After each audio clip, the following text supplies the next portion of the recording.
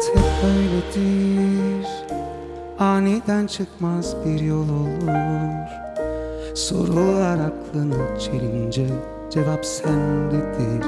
Ararsan derinlerdedir. Hayat hep böyledir, aniden çıkmaz bir yol olur.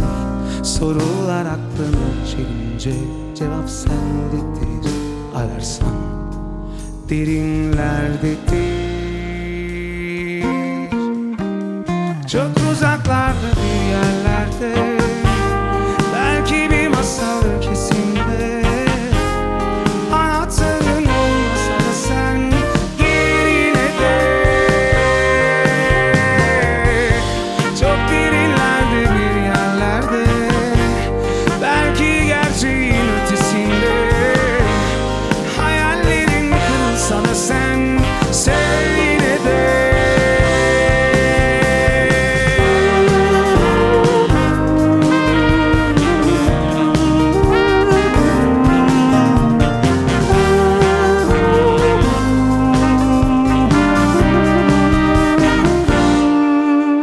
Hayat hep böyledir, aniden çıkmaz bir yol olur.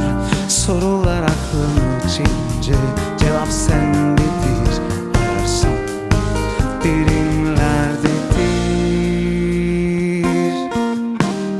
Çok uzaklarda bir yerlerde, belki bir masal ülkesinde.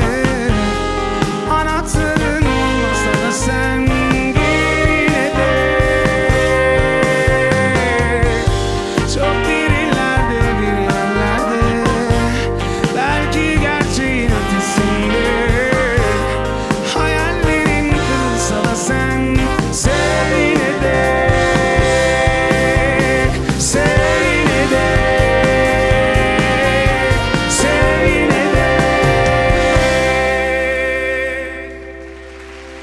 hayat diz çöktürse de seni her gün, elini uzatacak biri bir gün. Bozduğun yeminler hep geride kalan yalan olsa. Hayat diz çöktürse de seni her gün, elini uzatacak biri bir gün. Bozduğun yeminler hep geride kalan nasıl olsa.